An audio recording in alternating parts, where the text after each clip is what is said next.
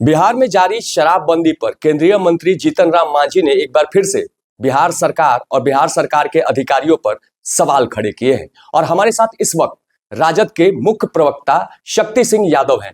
शक्ति जी, किस तरह से देखते हैं मांझी जी के इस बयान को? एक बार फिर से मांझी जी ने शराबबंदी पर बयान दिया। देखिए, अनट्रस्टेड जब स्टेटमेंट कभी कभी आता है तो थोड़ा लगता भी है, ये कब पलट जाएंगे कोई ठिकाना नहीं है। कुछ बात होगा जो इनको करवाना होगा काम।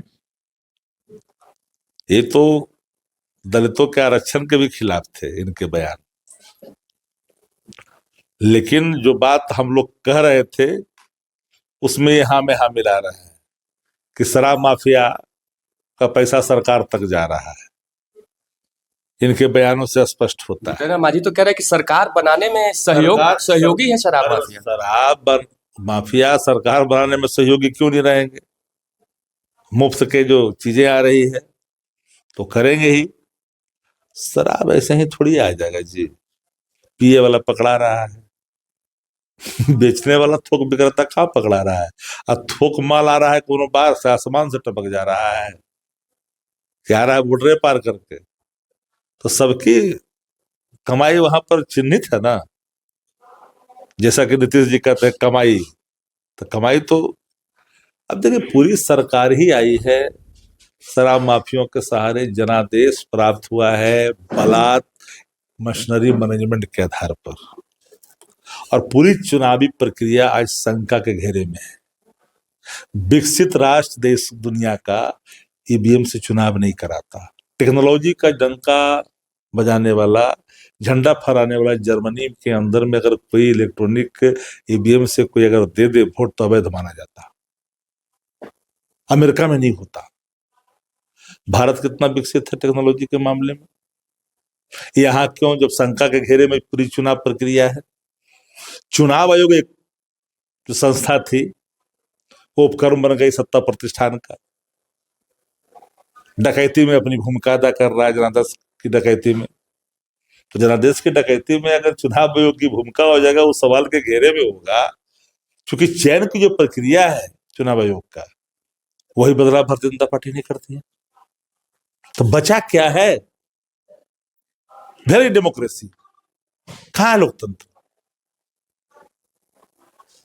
डेमोक्रेसी को तो डिमोलिश कर दिया गया। इसीलिए बात स्पष्टता के साथ मैं कहना चाहता हूं आपको कि सवाल साफ है कि पूरा जनादेश लूटा गया। दृश्य शक्ति तो है, जनादेश को प्रभावित किया है। गांव में धान दिखाई नहीं पड़ रहा है, कोठी में भरल है धान। तो गांव में कहावत एगो है कि धान के गांव पुवाल से समझ में आता, पुवाल से कि गांव में धान हुआ है कि नहीं। गांव में धान दिखाई नहीं पड़ रहा था कहीं, और कोठी भर के निकला। ऐसा होता है क्या? ऐसा तो नहीं होता। और दो प्रक्रियाएं एक साथ नहीं चलती है। अगर सत्ता पक्ष के तरफ रुझान है जनता का तो विपक्ष का वोट घट जाएगा। तो विपक्ष का वोट बढ़ रहा है और सत्ता पक्ष का वोट जो है से आसमान छू रहा है। किसी का घटेगा तो किसी का बढ़ेगा, ये बात याद रखिएगा। चलिए, ये तो बातें रही चुनाव से जुड़ी हुई। अब हम आते हैं अतिक्रमण पर। बिहार में जो लगातार अतिक्रमण हटाओ अभियान चल रहा है, उसे किस रूप में राजद देखिए? जिन लोगों ने मशीनरी मैनेजमेंट के आधार पर चुनाव जीता है, मशीनरी चला रहे हैं। और हम लोग को तो पहले से लालू जी का ऐलान रहा है कि वैकल्पिक व्यवस्था किए बगैर किसी के घर को नहीं गिराना चाहिए। अगर 20 वर्षों से सरकार आपकी है, कोई आश्रय स्थल किसी ने बनाया सरकारी जमीनों में, तो उसके लिए जिम्मेदार कौन? आपका एडमिनिस्ट्रेशन क्या कर रहा था? हाउसिंग पर कहीं नहीं चल रहा है।